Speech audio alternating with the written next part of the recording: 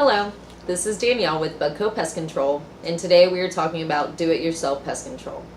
Do-it-yourself pest control falls under the category of what is easy isn't always right, and what is right isn't always easy.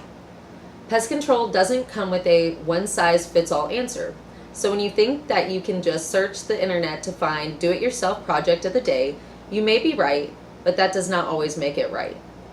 The number one issue with do-it-yourself pest control is misapplication of chemical.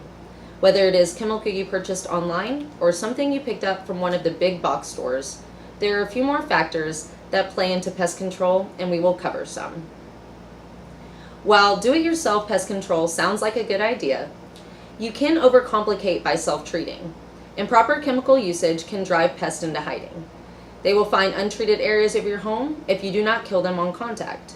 They will multiply until, wham, the chemical you applied fades and they return, and you return to one of those mega stores to buy more chemical.